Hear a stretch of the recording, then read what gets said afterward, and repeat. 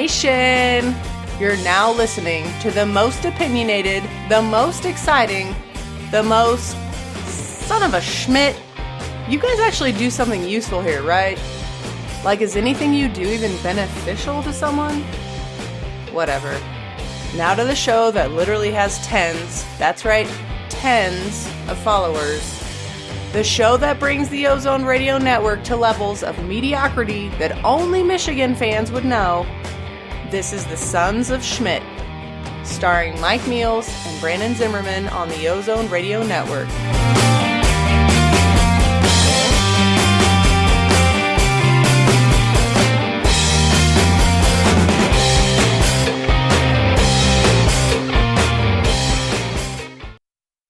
Hey, welcome back, Buckeye Nation. This is the Sons of Schmidt podcast. We are now starting episode 3 of our third season. This is your host, Mike Meals. Joining me, as always, is my good buddy, Brandon Zimmerman. How you doing, Brandon? What's going on, man? I'm doing good, Michael Meals. What is up? Oh, not a whole lot. I am just ready for the weekend. The Buckeyes that are coming to Texas. You're coming to Texas. I'm traveling through Texas. I am excited, and I am ready for this game, man. This is going to be a good time. We're going to have a lot of fun in Arlington. Obviously, Ohio State takes on TCU on Saturday. 8 o'clock kick at Jerry's World at AT&T Stadium on ABC. Man, before we get going, though, how excited about this are you? I know you went to Arizona State, but how excited, how much are you looking forward to this game and getting to Dallas? I am, man, I'm stoked. This was, first time that we've hung out in a few years, so. First time since my wedding? Yes, since your wedding. So I will thoroughly enjoy not sitting in a football stadium with it being 104. Just sweaty people everywhere. Was it hot in Tempe? It was a little bit hot. It was a little bit, so. Yeah, man, I'm looking forward to this. I am just waiting for Friday. I jump on that airplane, fly down there. You jump in your car and drive over, and we're going to party like it's 1999 or something. I remember 1999. We spent a lot of time partying then, too. Yeah. Shout out to the Zinc Farm. All right, man. So, the important question here, of course, we start each show with this week, I know I mentioned it on Twitter. I am actually drinking Ranger Creek bourbon from here in San Antonio. It is my personal favorite, and believe it or not, the guest book at my wedding was a Ranger Creek whiskey barrel, and that's where we got it. And I've been a big fan ever since. We went over to San Antonio a couple years ago and really hooked it up. So that's what I've got on tap, that and some cold medicine, because I don't know if you can tell. I've got a bit of a nasal thing going on right now. But, the important question is, what are you drinking tonight, brother? I am drinking Booker's Bourbon. It's a new one I'm trying. It came in like a cool wood box and like a plexiglass cover on it. It looked pretty awesome, so I'm trying it out. It's not too bad. Not too shabby. Good. Excellent. Maybe when you're down here in Texas, we can see if we can't find you some of this Ranger Creek, though. Definitely. I think you'd like this one.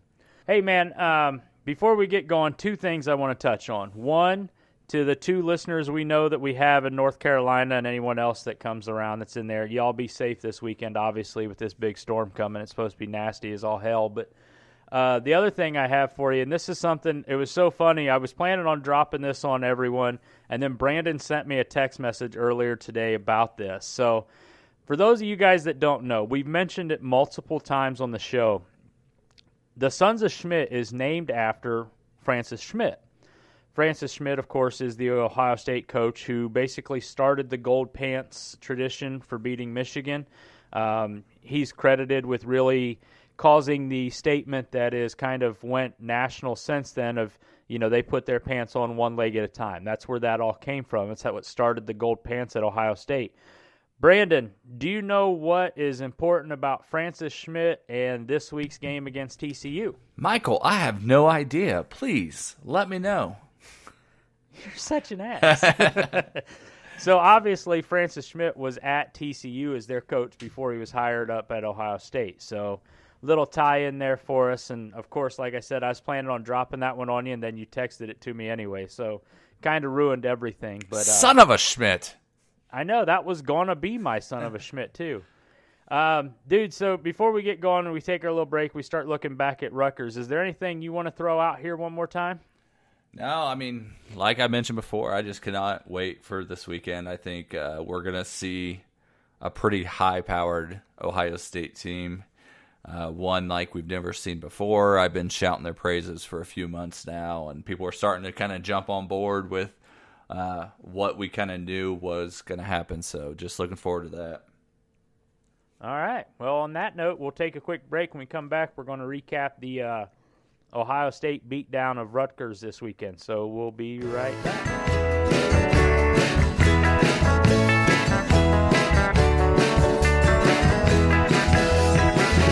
This is the Ozone Radio Network, a Hayes and Cannon production. For the latest episodes of all your favorite podcasts covering Buckeye Nation, look for the Ozone Radio Network on iTunes, Google Play, iHeartRadio, and Speaker. You can also find the latest episodes by clicking on the Hayes and Cannon tab at theozone.net. Once again, here are the Sons of Schmidt.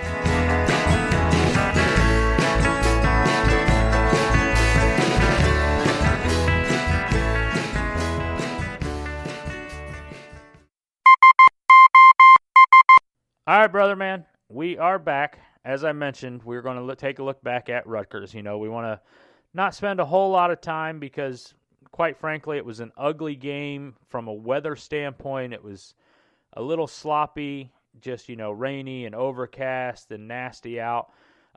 Surprisingly, as we've always been told, and it was proven to be incorrect this weekend, but surprisingly, the passing game did not suffer at all. If you haven't seen or heard, which obviously you've been living under a rock, Dwayne Haskins had the third best passing percentage day in Ohio State history with a minimum of 10 passes thrown, and was outshined by his backup, Tate Martell, who went 10 for 10 perfect. So, but take a minute here, Brandon. Let me know what stood out to you from the Rutgers game. What was your initial take? What do you want to put out there on tape, man? I just want to kind of say this at first. I feel kind of lied to. I feel like for the past couple years, we've been told if it rains, we can't throw the ball, or it'll affect the wide receivers, or... That's only when the GOAT was at quarterback, by the way. I was shocked. They looked amazing. So, like I said, man, I've been very high on this team. I've been high on Dwayne Haskins since well before spring ball. I've been high on, just the pieces that they have, and it just continued to show against Rutgers. Like I kind of mentioned in the Ozone staff predictions, Ohio State really could have scored as many points as they wanted to score in this game, and they kind of called off the Hounds pretty early. But I think going against TCU, I think you're going to see this team really just light it up even more than they have against Oregon State and against Rutgers. They continue to show there's really no way that you can stop the offense consistently. You may stop them for a drive or two, but it's not going to be a consistent thing. You've got Dwayne Haskins, who's throwing the ball amazing right now. You've got two really good running backs back there with J.K. Dobbins and Mike Weber. You've got a stable of wide receivers that just keep on producing. You never know which wide receiver is going to step up during a drive, but somebody always does. And then the offensive line's looking good. So then you go over to the defensive side of the ball, just like we talked about last week. Let the starting defense play, and then base your determination of how good that defense is going to be off of the starters, not off the third and fourth stringers like you were doing against Oregon State. And we saw kind of what they did against Rutgers. Rutgers is not a good team, but they're not a horrible team. They've got some playmakers on their team. I was actually kind of impressed with their freshman quarterback, Artie Sikowski, before he got hurt. Sure. I feel like the Buckeyes were in his face a lot, and there were a lot of really bad throws, which you would expect from a freshman. But the way that he stood in there, the way he was throwing the ball, I actually was kind of impressed with the velocity the confidence that he had. He needs to work on the accuracy quite a bit, but I think, I was impressed with him more than from reading Twitter like most people were. Sort of just like last year at the Cotton Bowl, I was a lot more impressed with how Sam Darnold looked against the Buckeyes than 90% of the people were, because, just looking at how he faced the pressure of the Buckeyes coming at them, I mean, that's, easily one of the top 2 defensive lines if you want to make your argument for Clemson.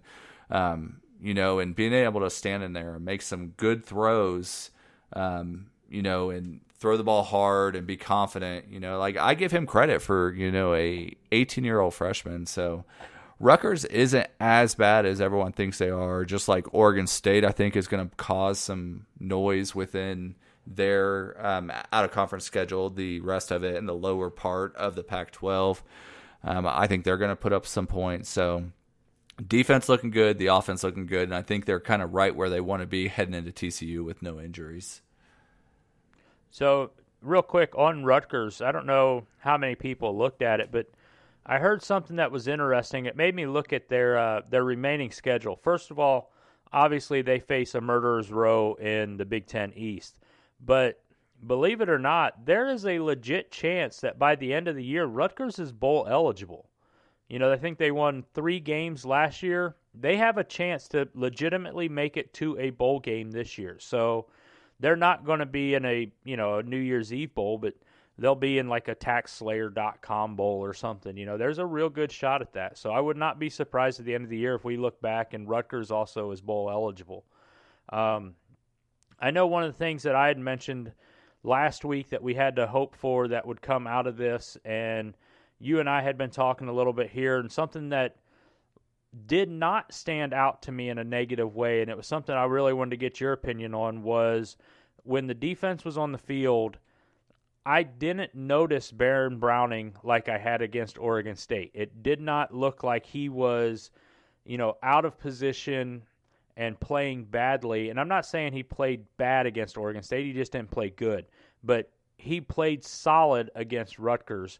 That was my takeaway. And I know part of that has to be another week on the practice field and another week working at the middle linebacker spot and not trying to split out to the outside and whatnot. And I'm sure part of that was Jordan Fuller, of course, being back.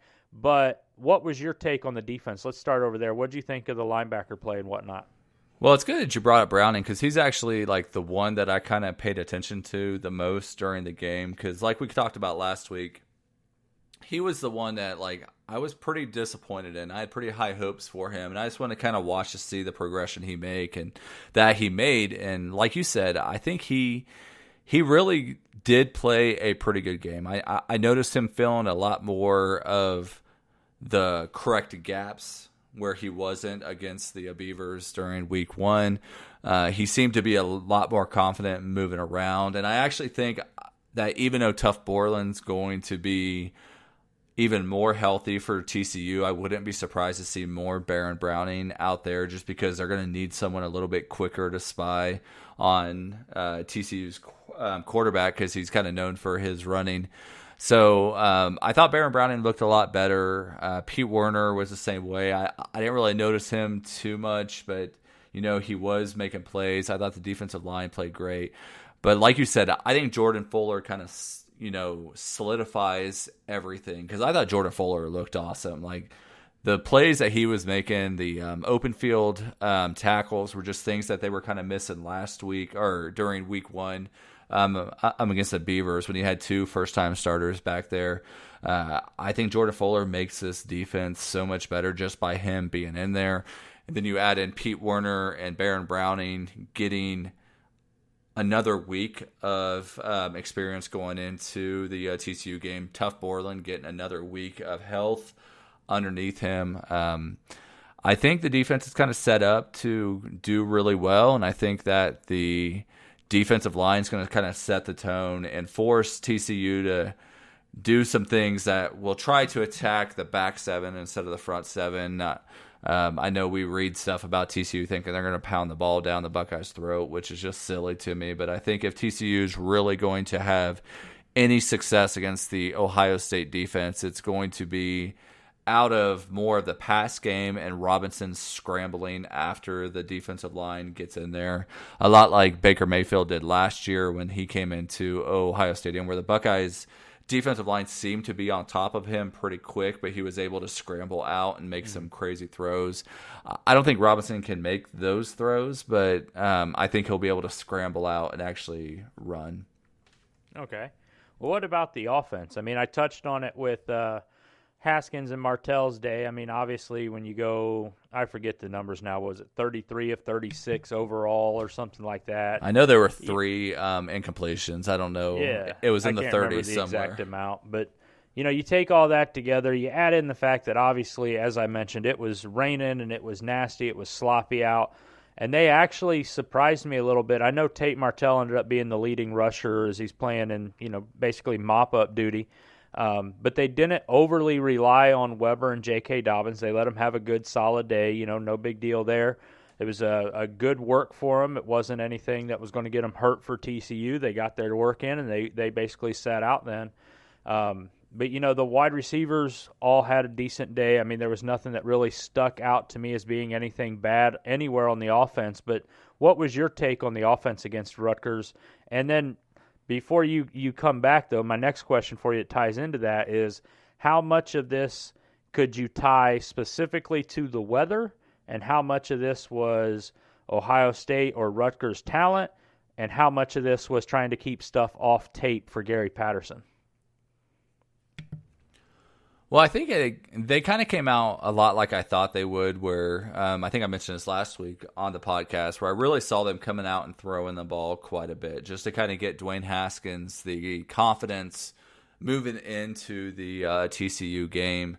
Like he did good against Oregon State, but it was never really in a pressure type of situation. Mike Weber kind of took over that game and allowed Oregon State to kind of focus on the run game quite a bit.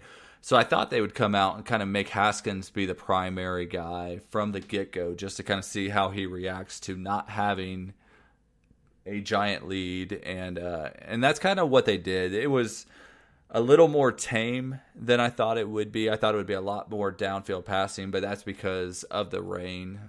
It wasn't projected to be that bad when we recorded last Tuesday night. So I thought we'd see a lot more deep balls, working the more 15 to 25 to 30 kind of yard routes and kind of getting Dwayne Haskins confidence in throwing the ball downfield. And that was kind of taken away a little bit. I mean, there were some to Johnny Dixon and stuff early on, but it wasn't as much as I thought it would be.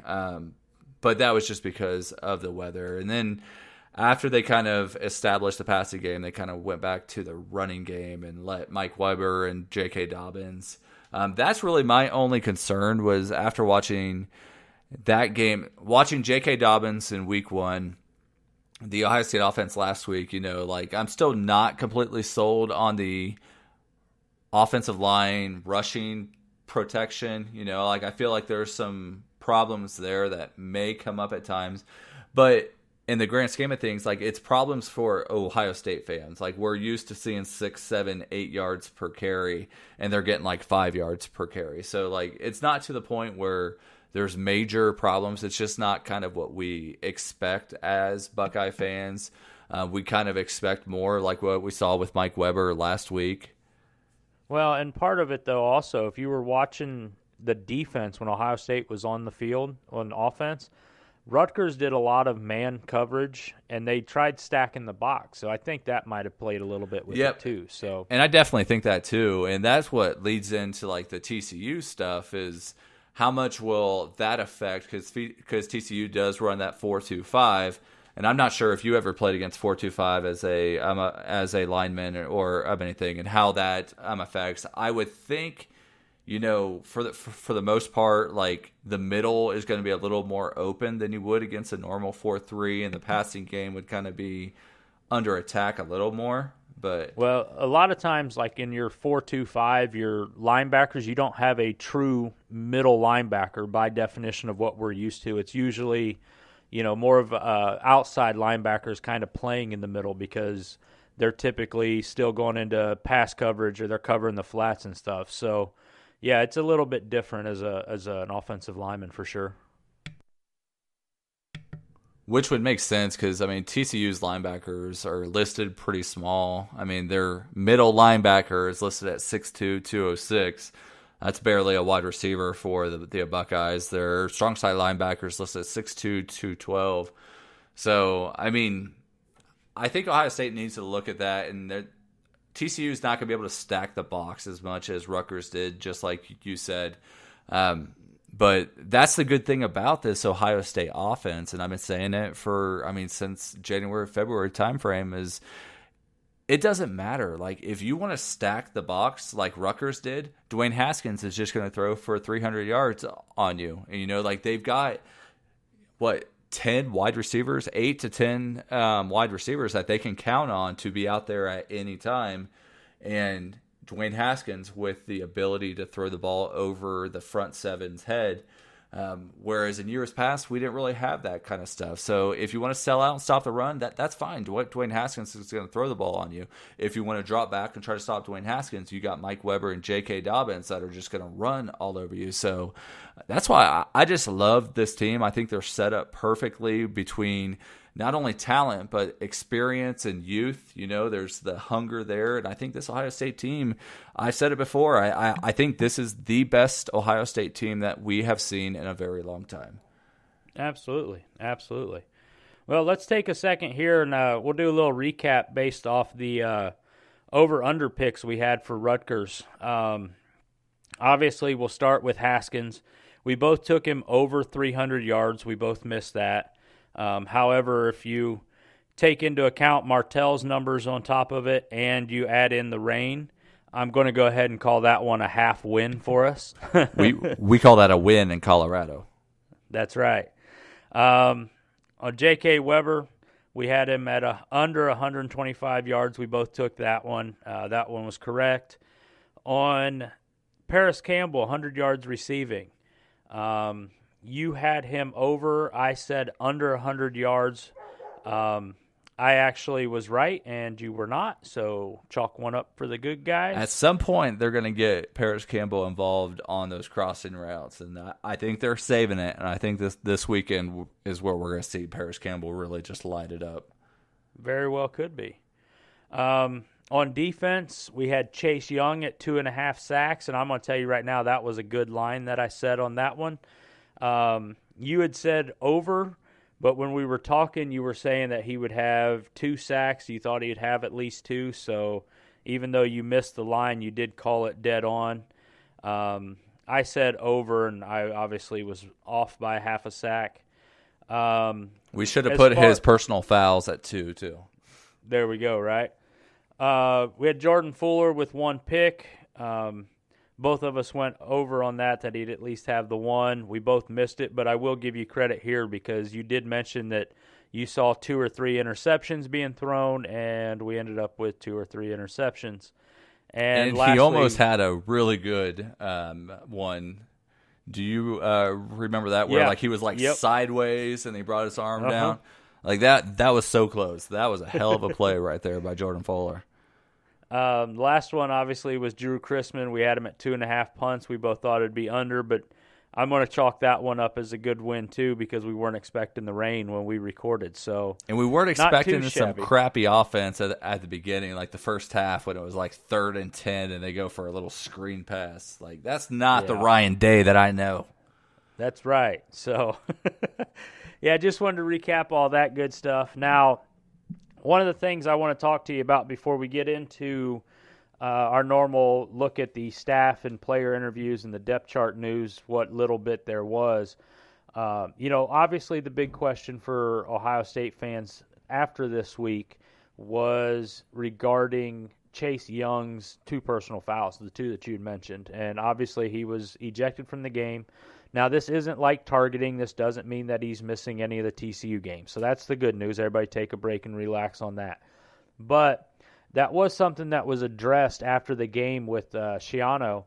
And, it was either after the game or Monday. I don't remember which one it was now. But anyways, Schiano had basically come out and said, look, you want to reel that in a little bit to make sure it's, good plays, it's smart plays, but you don't want to cause issues with the guy and cause him to lose the intensity that he has. I forget where I've heard it at because I've heard it quite a few times, but I know Urban Meyer has been quoted as saying that if you're going to make mistakes, you make fast mistakes. And what I'm thinking on this is the first penalty that he got, the spiking of the ball, that was a dumb penalty. The second penalty, not to run on the field when during a changeover or a turnover or something like that, but I get it because I'm sure he wasn't the only person that crossed the line. He's just who they saw. But what's your takeaway?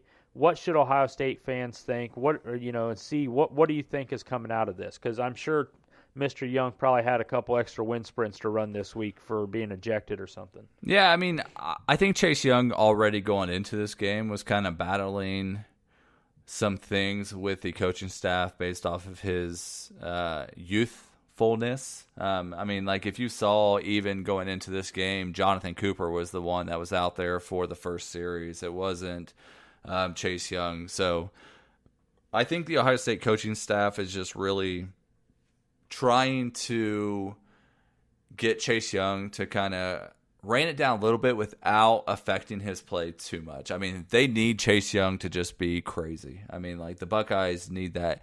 Opposite of Nick Bosa, like they just need the guy to go out there and dominate like he has been. I mean, with the plays that he's in, he is dominating. That first week against the Beavers, like he was in on almost every play and just like a half second too late. Last week, he had that great sack that was a fumble. I don't know where the hell the referees were even looking at with that. Like, even on the replays, like you see the ball coming out. So, whatever. And the spike I thought was pretty weak. I mean, yeah, I get it. Like he made the big play. He kind of spiked the ball down. I feel like we're kind of grasping at straws here, but the play where he ran onto the field, I didn't see that. I don't know if they ever showed a replay to show how much he ran onto the field or not. I haven't seen anything, like you got to trust the referees, I guess, on that one. But I haven't seen any video of how bad it was, so I can't really say. But, I mean, I think they've got a very, very good luxury right now of having Jonathan Cooper as the guy that they can put there as the starter and then just kind of have Chase Young is the guy that they throw onto the field. I'm like, all right, just go loose, like do whatever you want. And Jonathan Cooper's more of that Taekwon Lewis role where like he's going to make big plays, but he isn't going to be offsides. He isn't going to be getting the personal fouls. It's just, I mean, there were many times last year where you forgot about Taekwon Lewis until he would make a great play. You're like, oh, dang, Taekwon Lewis is an awesome player. And I think Jonathan Cooper is just like that. And I think the Buckeyes have a very good luxury to have Jonathan Cooper opposite of Nick Bosa and letting Chase Young kind of still grow up a little bit over there. Mm-hmm. Oh, absolutely. I agree with you 100%. I don't think it was nearly the issue that people would try to make it out as. And quite frankly, you see it more emotion and more stuff that could be flagged from wide receivers when they stand up and point because, hey, you had your first catch, you got a first down. Ooh. I mean, that wasn't a spike. He threw it over his shoulder or whatever. I mean, it's not like he wound up like he scored a touchdown or something. So I thought it was pretty cheap myself. Well, and really, if you think like 2 plays later when Nick Bosa got the sack that knocked out the starting quarterback, like he immediately turned around and started talking crap to that to the offensive tackle that had kind of mentioned his name earlier in the week. And to me, that was more flagrant than what Chase Young did. Where he was kind of in his face, and you kind of saw. I don't know, like it's just weird how they kind of. Maybe Chase Young's already kind of tagged as a player that referees are kind of watching to kind of rein him in because you see other players kind of do those type of things. Saturday night when I was at the Arizona State game, watching N'Keal Harry, like he was granted, it was on the Arizona State bench. I still don't know what was going on with that, but there was a group of like former players that N'Keal Harry got into it with on the sidelines after a missed catch. And then even after his touchdown catch where he kind of caught it over the quarterback. Like, he went straight over to the sideline. It was in someone's face, and referees kind of let those things go, like those are more egregious than a little fake spike that Chase Young did. But I think Chase Young might be a little, targeted right now. So he just needs to rein it in just a little bit and kind of take his frustration out on the opposing offenses and Robinson and all those guys. So, all right. Well, let's go ahead and take a look here. I know there wasn't a whole lot on the depth chart or from any of the coaches or player interviews other than, like Baron Browning, I'm sure you're waiting to get down here to Texas and get Whataburger also. So was there anything that stuck out in your mind from post-game Saturday through interviews this week or anything on the depth chart that stood out to you? Michael, I do have to let you know before we meet up that I've only had Whataburger once, and it was like okay. So please change my mind on this. You're definitely not going to be a Texan. Let's put it that way. I mean, it was, I guess, a little better than Wendy's. It's still better than In-N-Out. That's all that matters. I don't know. Let's try it again this weekend, and we can figure it out, and I can see what Baron Browning's talking about and what you're talking about and stuff. Yeah, I mean, as far as depth chart, there's really no changes to it at all. I mean, I don't think I remember seeing anything about the changes. In interviews, it was kind of a basic week. It's kind of what you expect. It was very Tresselian. I don't know what word we want to call it, but it was. But it's right. Yeah, You're exactly it was right. very much Jim Tressel. This whole interviews. TCU's very good. They got all the answers. Their defense is very strong. Their offense is potentially good. They're super fast. Yeah, I mean, it was just the stuff you expect to see before a big game, unless you're Austin Kendall for Oklahoma and you say it's a basic defense and stuff. I still got to go back to that one. Yeah, that was a fine one there. Shout out to that Buckeye writer, whoever he is, that tracked that down. Believe it or not, I think I know that guy. So cool story. New lawyer that I work with is a big Oklahoma fan. And I broke the news to her yesterday that I was the one that caused that big hoopla, and she was blown away, and she called her husband right away, and they don't like me anymore.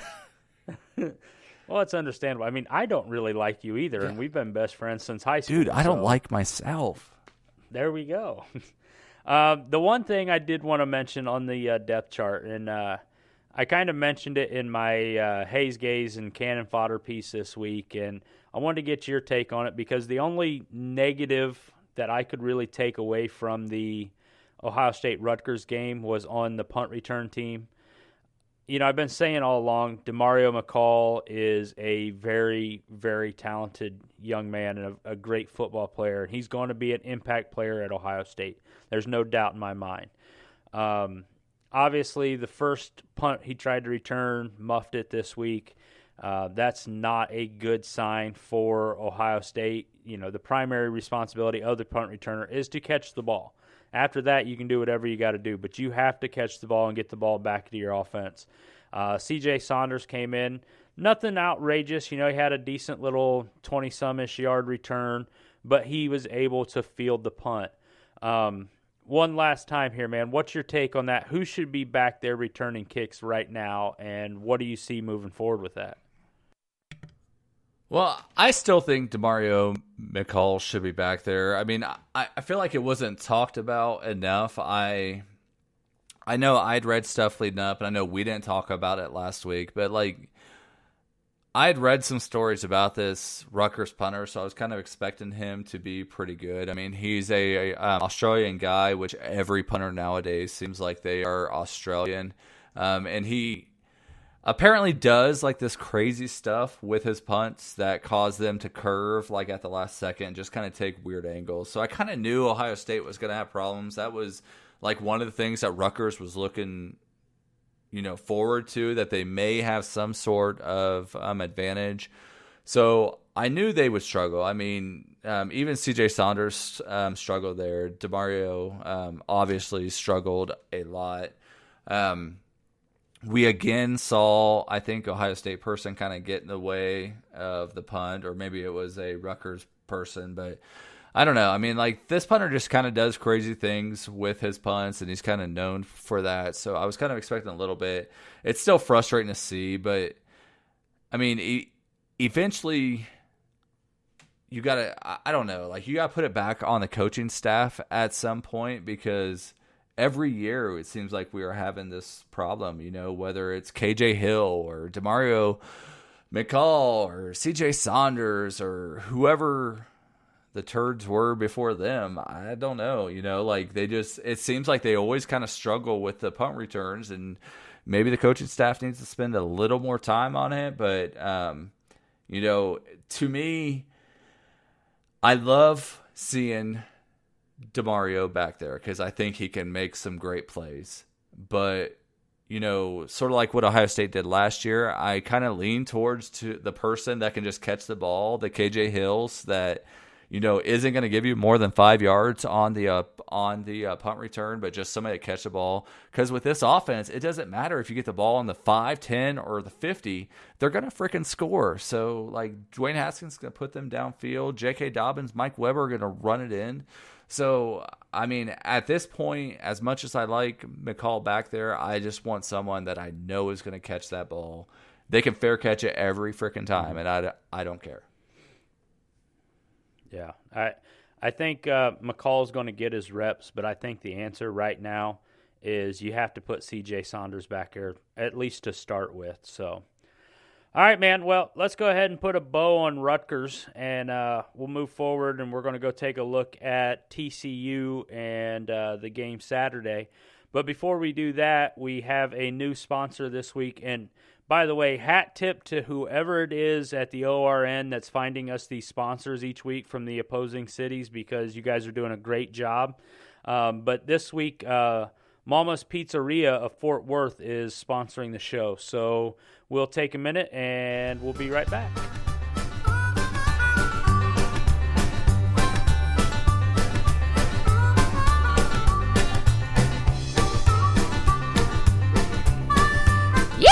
Howdy, y'all. It's Cowboy Billy here from Mama's Pizzeria of Fort Worth. For over 50 years, we've been servicing your Texas Christian needs, and now you can come join our team. We are searching for young football enthusiasts associated with our local university who are looking for performance-based pay. Did you just clear your 100th dish? $100 for you. Did you just intercept a wrong dish going to the opposite table? $50 for you. Did you just take out the trash never to see it in this game again? $50 for you. Through our wonderful employee slush fund, we can afford to pay you these performance-based stipends and many more. Hell, if you like football enough, we'll pay you not to show up to work. Hot dog! Or hot frog for that matter. So if you're looking to relocate to Fort Worth and want to ensure your lily pad is furnished, or you want to have the nicest ride around to take those horny frogs out, hop your ass on over to Mama's Pizzeria today for an interview.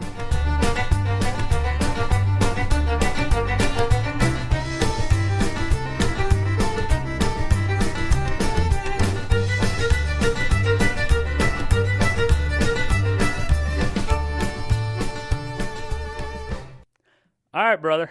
So let's go ahead and start looking forward to this weekend's game against TCU. You know, you have to live under a rock to not know that this is obviously the first quote-unquote big game, first test for the Buckeyes of the season. Now, I've said it, and I think you've said it, and I know we've talked about it amongst the two of us. This is not the same TCU that joined the Big 12 a dozen years ago or so, whatever it was. This is not the same TCU that had Boykins or whoever it was at quarterback here the last couple of years. It's made them, you know, a fairly competitive team, one of the better teams in the Big 12. This is a team with a green quarterback, very undersized skill players, some speed. They like to run more of a spread offense. You know, they'll start 3 or 4 wide receivers, 1 running back, not a whole lot of tight end usage. And where they mostly will try to kill you this year is, as we talked about earlier, when the play breaks down, Sean Robinson can move. He can escape the pocket. He can run. You know, he's actually their he is their leading rusher technically by, I think, like 6 yards for the season so far. Their running backs are not very big. They're not the bruisers that we're used to in the Big Ten. They're averaging about 50 yards a game each of the top two running backs on their depth chart. Their best wide receiver is 5'9", 157. Just not a large team, as like I said, this is not at your normal Big Ten defense or offensively built team. They're not that size, but they do have some speed. And to be quite honest with you, from watching what I've seen this year, it's not speed that I would even compare with some of the guys in the Big Ten. This does not look like I don't think TCU would be a great Big Ten team, even with their spread offense and whatnot. But what's your initial take on the TCU offense? Because that's what's going to make the noise this weekend. What do you think is going to happen, and what should we watch for? Well, I mean, to start things off, I think TCU fans, for the most part, confuse small-ass people as fast people. They got a bunch of really undersized people that Ohio State, will be able to dominate, but they feel like because they're 5'6", 170 pounds, they're like super duper fast and stuff. But like, that's just not the case. I mean, yeah, I don't know. Like, I watched the game today against SMU from their game on Friday, and I try not to base a lot off of that game. I mean, there was weather, there was the delay and stuff, but I mean, I saw SMU punch them in the mouth for the first quarter, or really the first half, and kind of just run the ball down their throat. I saw SMU running away from TCU's defense. I saw SMU, I mean, they really had the opportunity to really take control of that game in the first half if it wasn't for dumb penalties on the punt return that they ran like all the way back to about the 10 or 15 that got brought all the way back. I mean, they had the opportunity there to really put TCU out and make them hurt quite a bit. But then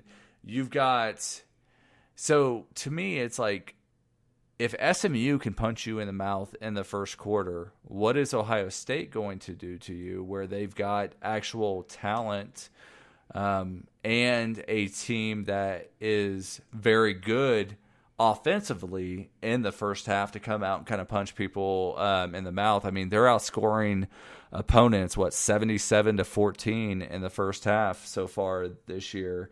So, you got a team that came out sluggish their last game in the first half. And like I said, I'm trying not to make it more than what it is just because of the circumstances surrounding that game. But Ohio State likes to come out fast, and I think you're going to see Ohio State come out and run some tempo.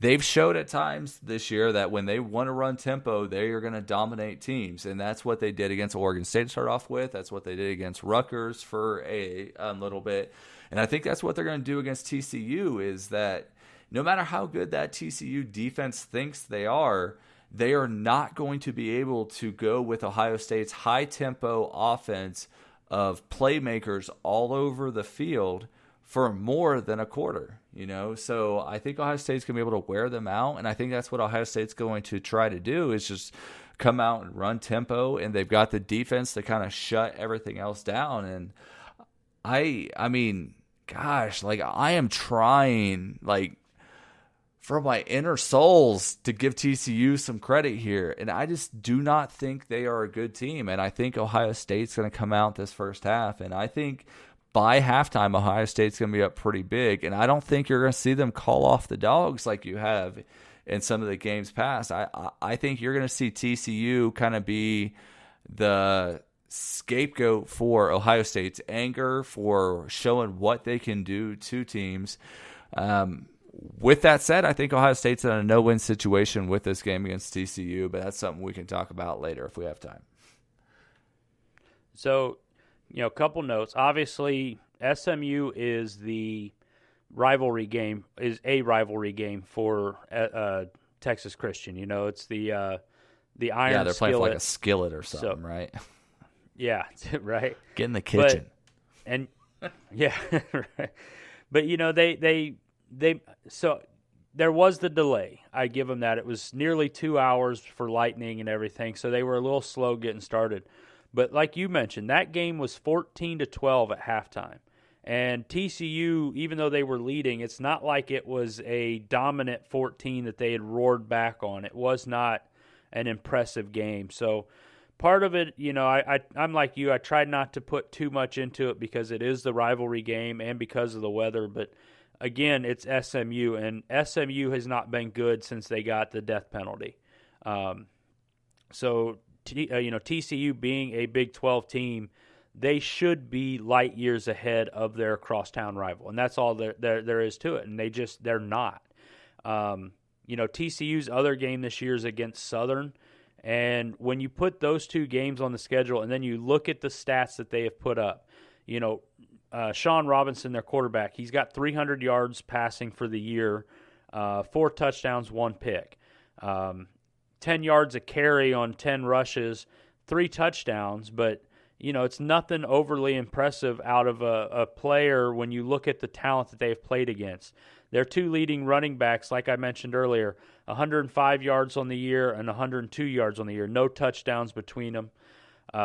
Their best wide receiver, the Kayvonte Turpin, the kid that had the big punt return against SMU, that's the kid I mentioned. He's 5'9", 157.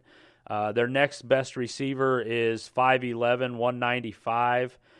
Between the two of them, they have 15 catches for the year and literally a hair over 200 yards receiving. They're at 201 when I looked at stats earlier this week. So their offense, they have a lot of guys on offense that are going to play. They have a lot of guys on offense that are going to score when they want to and when they're playing against teams that they can. But, these aren't guys that are necessarily, lighten up the stat sheet like some of these the true blue bloods this year, the top 4 or 5 teams are. They're not lighting up the stat sheet like Ohio State is. They're not lighting up the stat sheet like Alabama is. So I'm sorry. I know it's a big game, and I know going on the road, and I know going to be, even though it's not technically at TCU, it is a game at TCU. I understand all that. I know Urban Meyer's not there, but quite frankly, I don't think TCU's very good this year from what I've seen, and I think Ohio State's just going to run all over their defense. And when you look at our offense, I'm not worried about our offense moving the ball on them either, So, there's nothing about them that impresses me. You look at anything, they got, their defensive line's not very big or huge. Their linebackers are small. We mentioned that. I'm not impressed with them, man. No, and I mean, Sean Robinson showed, especially against SMU, is that he is not a very good thrower, and I feel like TCU has tried to.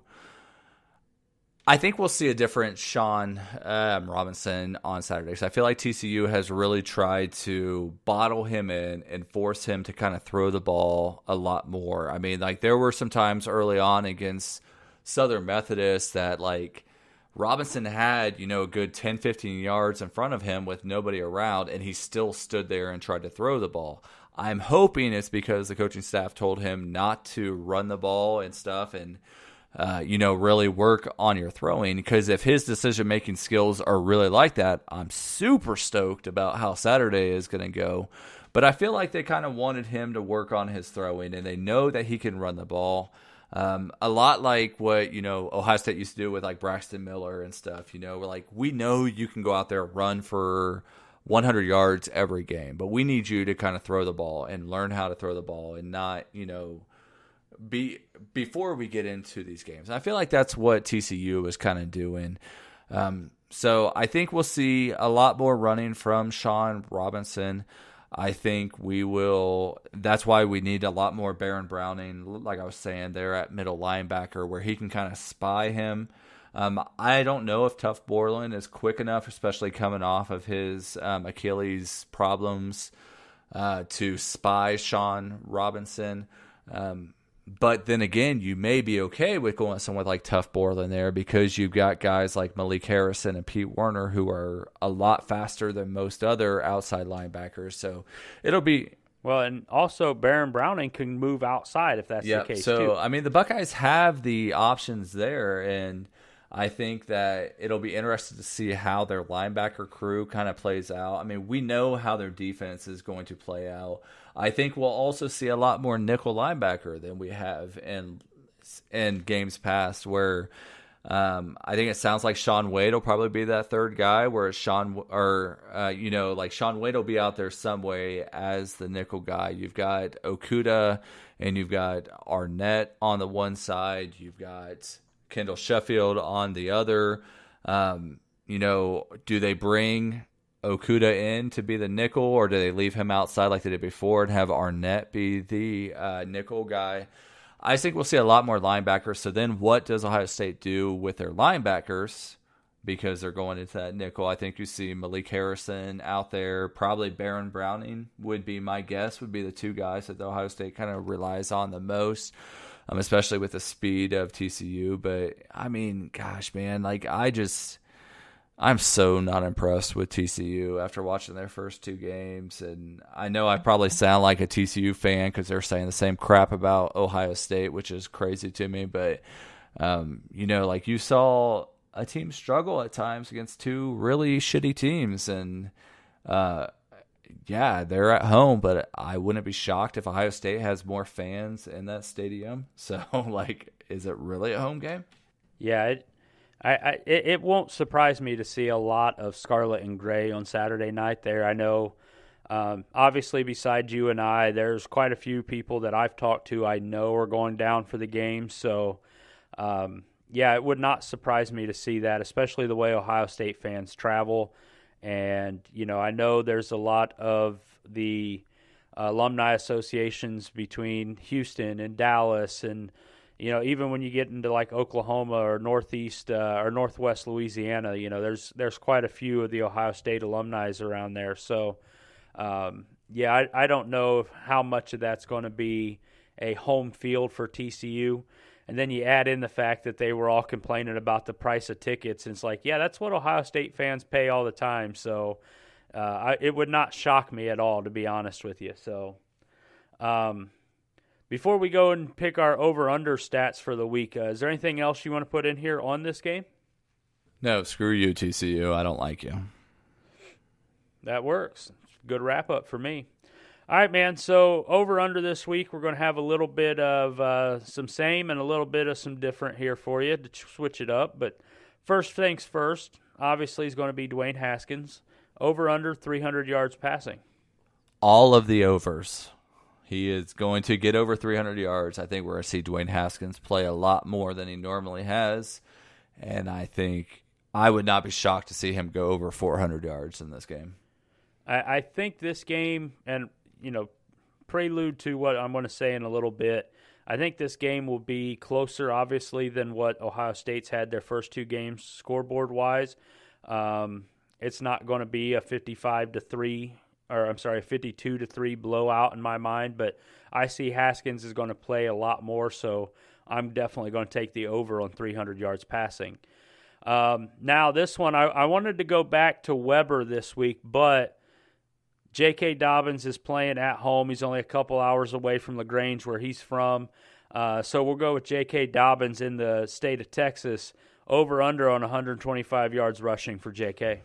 I'll go over with JK on this one. I feel like he's due. He was running pretty hard against Rutgers. There still wasn't the openings, just like we were talking about how the defense kind of blocks it off. Like Rutgers set up to kind of stop the run. But I see JK breaking off some long runs on this one, and he'll be over 125. And he's going to be amped to be playing at home, so I'm definitely taking the over there too. I think JK is definitely due. And had it not been a rain fest last weekend in Columbus, I think we might have got that one. As far as wide receivers over 100 yards, this week I'm going to throw a little bit to you here. Let's go and check out 7-Eleven, always open. Let's see, does Austin Mack get 100 yards receiving?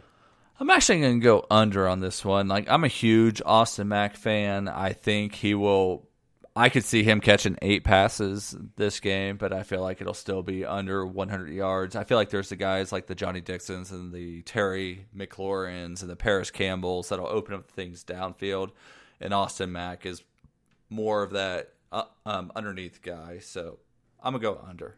Yeah, Max definitely started to establish himself as that, not the speed demon running down the seam, but the guy on like an out route that's going to be there every time. So I'm going to take the under there too. We've picked on Nick Bosa and Chase Young the last 2 weeks on sacks, but this week I want to throw a different one to you. Pressure up the middle. Draymond Jones, 1.5 sacks, over or under? I think I'm going to go, I want to go over just because the interior of TCU's defensive line, I'm not that impressed with. Like they've got some size at tackles. They've got a little bit of size at their left guard spot. I mean, he's 6'3", 311. That's kind of like in the Robert Landers kind of mold, the short, stocky, wide guy. Center is 292. The right guard's 295. Like, I want to go over, but I just feel like Sean Robinson's going to be moving out of the pocket so quick that I'm not sure that he'll do it. So I'm actually going to go under on this one, not because I think Draymond Jones is going to have a bad game. I just think Sean Robinson's going to get outside that pocket so quick that I don't think Draymond Jones is going to have as much of a chance as Nick Bosa, Chase Young, and Jonathan Cooper will. All right, so because I'm going to take the under here, and I was just thinking about this now, we're going under 1.5 sacks, but what about Draymond Jones? Over under 2 tackles for loss. And I know that wasn't on our list, but do you think he picks them up that way? I easily see that, yeah, because TCU, when they do run the ball, it's going to be those kind of delayed plays up the middle. It's not going to be trying to outrun Chase Young, Jonathan Cooper, Nick Bosa to the outside.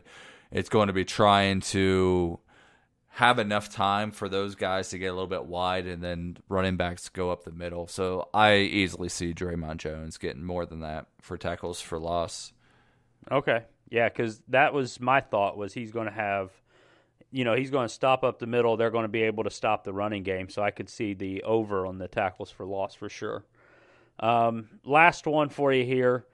Going back to your boy Jordan Fuller. Does he get his first pick this week, over under? Damn it, I'm going for it. Like, he's going to get it. I thought he played great on Saturday. Like, he was one of the guys that stood out to me quite a bit. The one pick he almost got, and that was a crazy pick. And like I said, Sean Robinson's not the most accurate guy. A lot of his passes that were going across the middle were kind of overthrows, so I think you do that against the Ohio State defense. Not only Jordan Fuller, I wouldn't be shocked to see Isaiah Pryor or Jashawn Wint get a pick in there too, just because he does tend to overthrow the ball quite a bit. So I'm going with over on Jordan Fuller. I'm going to go under on Fuller. And I'm going to throw you a hairball here, and I'm going to say actually Kendall Sheffield gets interception number 2 as a Buckeye. So Michael Citro is going to whoop your butt. I know.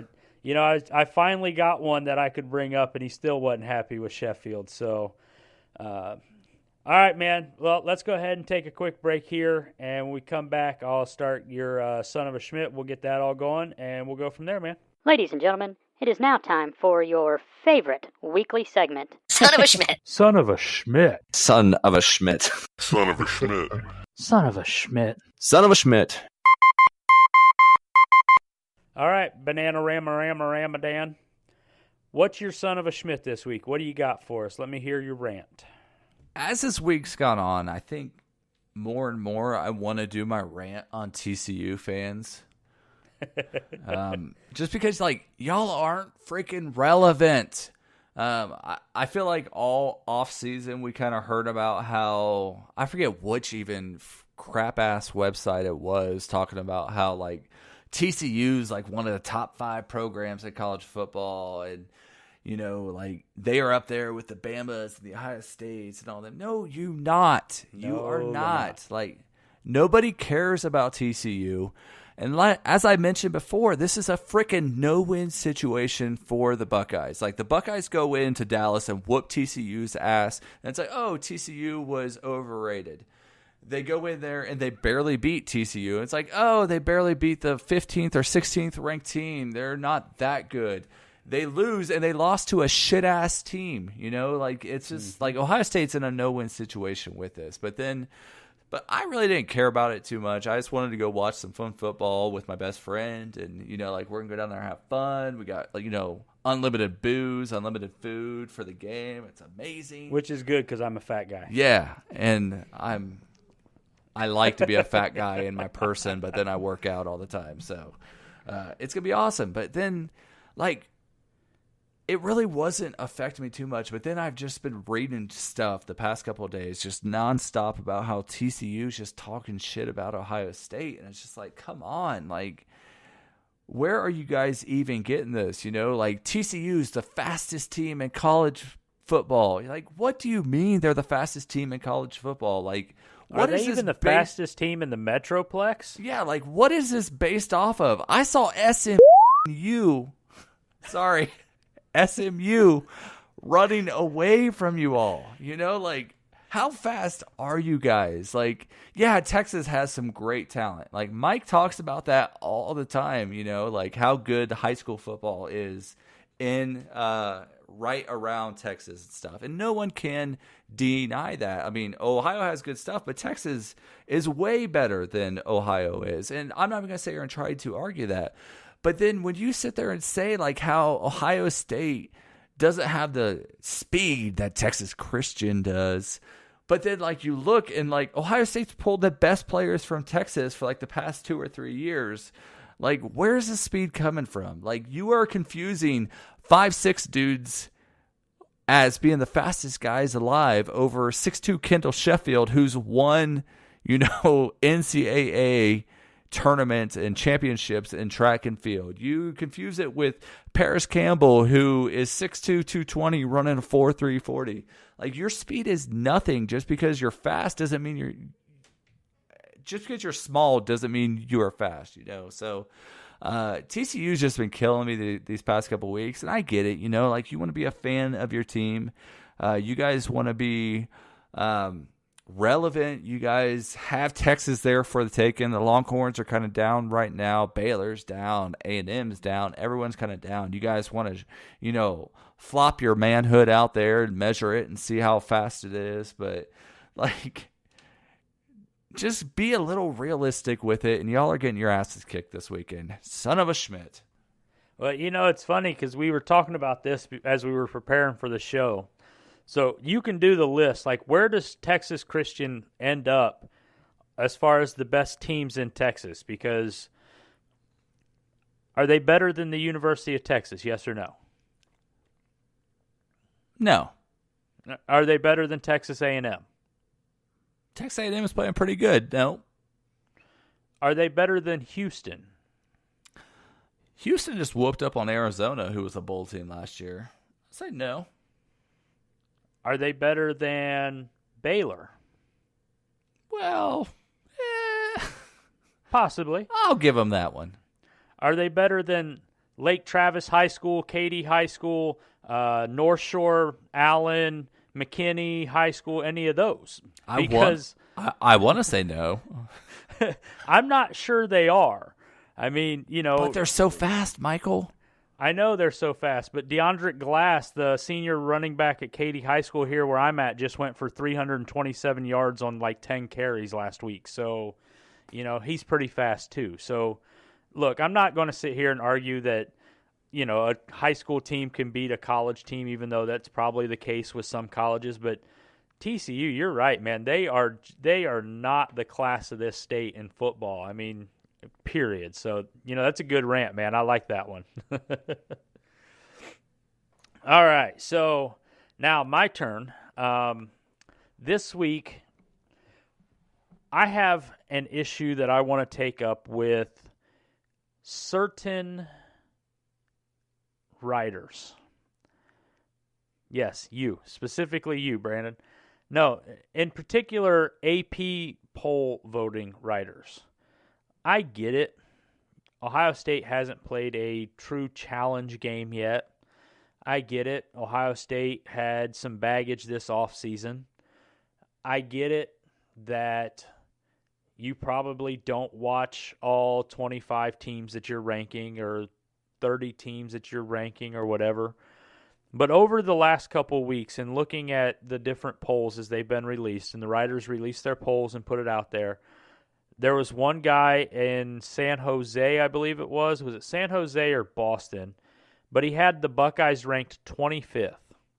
There was a guy last week that had the Buckeyes ranked, in Boston, right? There was a guy last week that had the Buckeyes ranked 12th.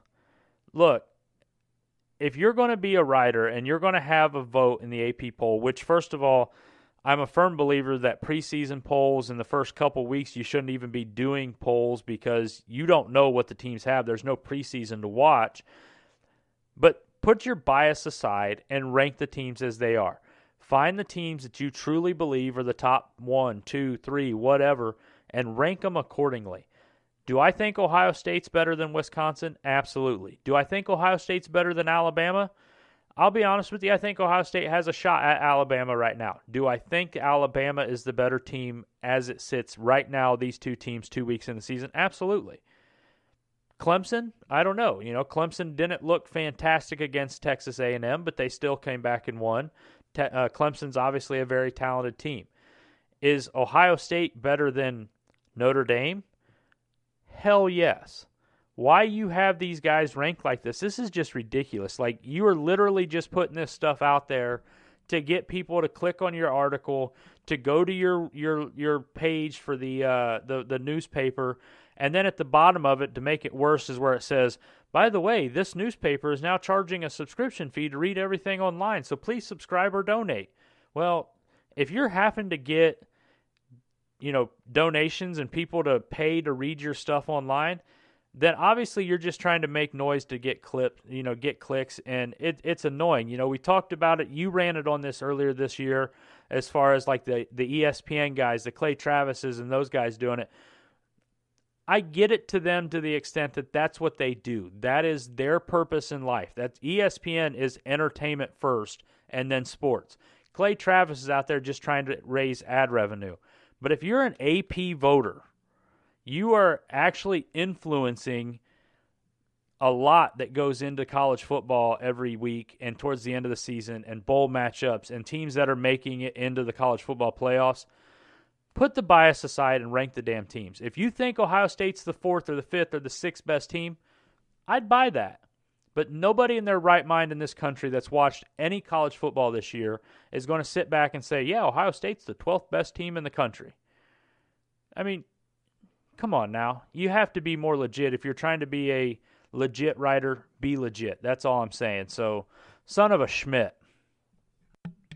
One of the things that bugs me with the AP stuff, too, is just it comes down to each person's personal preference. And whatever they put more emphasis in, which whether it's, like strength of schedule, performance on the field, or how many clicks they're going to get is how they're going to vote. And, like there are some writers, and it just bugs me. Like, I feel like strength of schedule should be a certain part of the end pool. But right now, like, if you're strictly going to rank teams based off of strength of schedule, why even play the games? What those schedules are 2 or 3 years out. So what you're going to be ranking type of thing. So, like, there are going to be certain teams that are just off of it. So, like, I get it. Strength of schedule plays a big part of it. But you also got to look into the actual play on the field and see the potential against big teams. And I just always feel like rankings should come down to, should one beat number two? Yes, they would. They can stay number one. Would number two beat number three? Yes, they would. They can stay number two. It's not a ranking of schedules. Like, these players and what happens on the field have no freaking idea or no freaking say on what the schedule is. They're showing up and this schedule's already played out. So, yeah, it's just all dumb. And I personally think the poll shouldn't even come out for a few more months. So, yeah, absolutely. So, all right, man, let's let's pause real quick here. When we come back, we will look at our Schmidt picks, and we'll get your prediction for the Ohio State TCU game, and we'll put a bow on this one and get ready to meet up in Arlington. So let's take a quick minute here. As a reminder, you're listening to the Sons of Schmidt podcast on the Ozone Radio Network, presented by Hayes and Cannon. The ORN is the online radio home of the Buckeye Sloopcast, the Silver Bullets podcast, Across the Field, and of course, the Sons of Schmidt, with new episodes broadcast every day of the week. For more information, go to www.theozone.net, and now we'll come back to the show. So, Brandon, I really had to work that real fancy reading in there. I'm glad you stuck with me for that. So, I'm sorry, I fell asleep. What happened? I did too. Don't worry about it. All right, man. So looking at our Schmidt picks, last week, got to give you a hat tip here. You went 5-1 overall. You had Clemson, Penn State, Arizona State, UGA, and of course Ohio State winning. The only missed game was the USC-Stanford game. I went 4-2. I had Clemson, Penn State, Stanford, and Ohio State. I went against Sparky and went with Sparty. And obviously I had more faith in Muschamp than what he deserved. So, not a bad week. I'll take those wins overall, though. This week, easiest game for you on the schedule. I'm going to start this one out. Central Florida and North Carolina, that game has been canceled. I picked Florence. I'm going to say that's a win for us. So next week when I tally these up, we definitely got a win there. We did have a listener request. We wanted the Colorado School of Mines versus Colorado State University Pueblo. So you got a winner there? No? Well, actually, this kind of, tends to go my way more than anything. Like Pueblo is just a little bit south of us. School of the Mines a little bit north of me. I feel like this is up my alley. I'm going to go with UCS Pueblo on this one. I'm more of a UCS Colorado Springs kind of guy, but we'll go with Pueblo on this one. I'm going to go with the School of the Mines only because a kid from Katy High School went there to play football, and I remember seeing it like a year ago. So I'd be more cool with School of the Mimes, but whatever. Right. So, all right. So starting out, let's look at some halfway decent games, hopefully. Obviously, first things first, we're going to dip back into the Southern California versus Texas game. USC comes to Austin and will play. What do you got there, man? Man, I feel like my personal bias of my friend and him being a Texas fan has kind of laid off on me a little too much here. But I don't know. I really want to go with Texas. I feel like, and I kind of have been talking about Texas for a little bit. I think Texas has a good team. I feel like they really screwed up by not starting Shane Buechele at quarterback last year and this year. I thought he was great as a freshman. I think last year when we even had our talks about preseason Heisman type guys, I brought him up. I was just very impressed with him. So now they go with Sam Ashell or whatever his name is. Man, I want to go with Texas so bad on this one. Which one are you going with? I can't tell you that just yet. You're going to go with USC because you always go for the higher-ranked people. I'm going to go with Texas. Texas. Hook 'em. Hook 'em, Billy. You're going to go with Texas? Yep. Well, I got bad news for you. We're both going with Texas. I pick USC. Fight on, Trojans. This isn't the ESPN where you have to have the aren't we forced to go opposite? Isn't that what drives ratings? I'm not sure that we have ratings, so I'm not Michael, worried about that. Is Ohio State a top-tier team?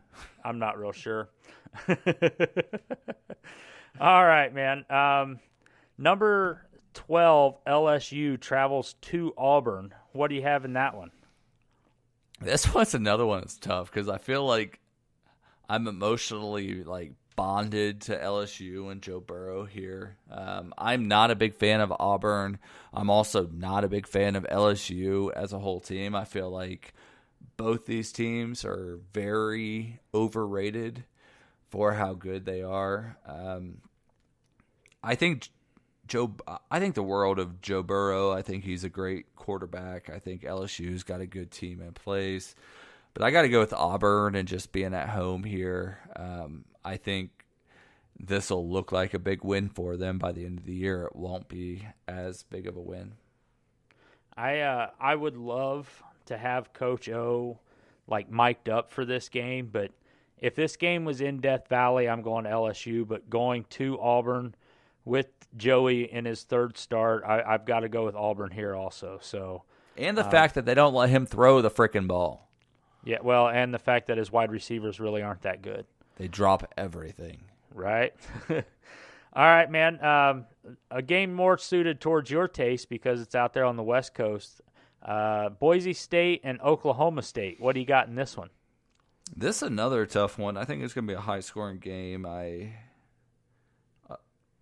think I'm going with Boise State on this one. I really don't have too much to say about it. I mean, Oklahoma State has their new quarterback back there. They've got a good running back. They're at home. I just really think I've never been a big Oklahoma State fan, so I'm going to go with Boise State on this one.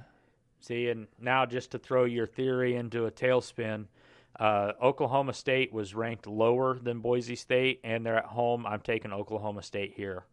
I'm not a big Boise State fan. I've never been buying into their hoopla, so I'm going to go with the Cowpokes here. Game out of the Big Ten, you got BYU going to Madison to take on Wisconsin. This one, I'm pretty sure what your pick's going to be, but let me hear it. I'm going to go with the Badgers here. No surprise. Yeah. I think, BYU had a good win against Arizona State, against Arizona, who I thought was going to be a good team or a decent team this year. And they kind of had their way with them. But I think Wisconsin's too physical. I think Jonathan Taylor is just a great back. I think he's going to ride my fantasy team to another win. And I think Hornibrook's actually going to be able to show what he can do a little bit more than he has in the first two games. I'm not so sure that this is going to be a matter of Wisconsin being a better team. I think BYU's just terrible. So I'm definitely going Wisconsin here. I think Badgers are going to roll big at home. Now, you've kind of alluded to it. Obviously, the game that everyone's looking forward to, Ohio State at TCU. I know last week you really wanted to take Rutgers, and I know this week you really want to take TCU, but give me who you think's going to win and what's your score prediction so far? I really don't think these two teams are on as even playing field as people want us to believe that they are. Going into today, I was thinking more in like the 42 to 49 to 17 type of range.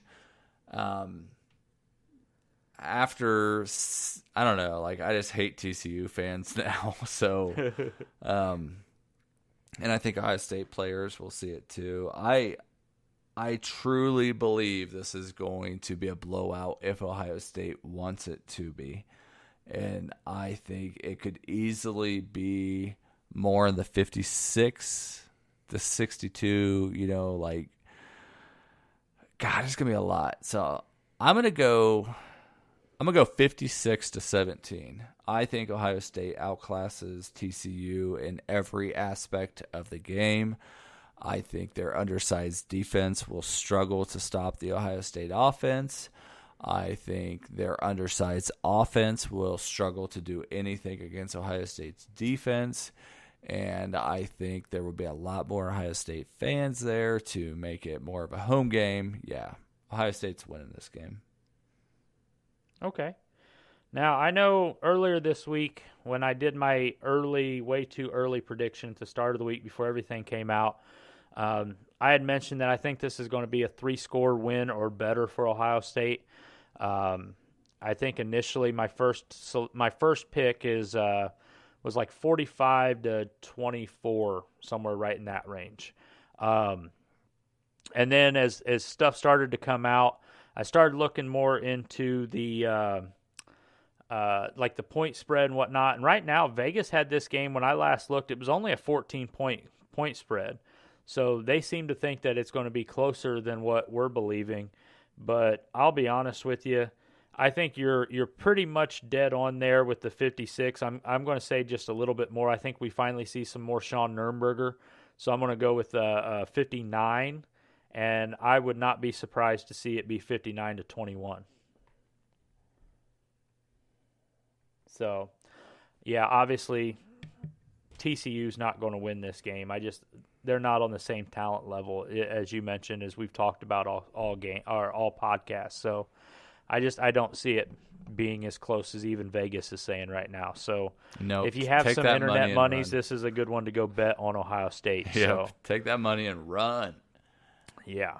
So, all right, man, that's our Schmidt picks. Now, last bit here, anything you want to throw into the closing, any last little tidbits you want to put out here on tape and get recorded before we pack this one up and head to the house and meet up in Arlington on Friday?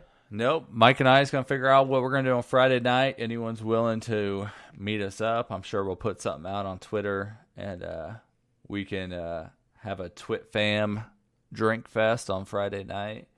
Absolutely. And, I know I've already talked to a couple people, so we'll definitely be meeting up during the weekend for sure. But, yeah, absolutely, man. Let's do it. Yeah, I don't have much else either, so we'll go ahead and we'll slap a bow on this one. And, again, dude, I can't wait till Friday to get to see you, to see Buckeye Nation take over the state of Texas. I'm looking forward to all y'all. And, man, let's go. So go Bucks. OH. I-O.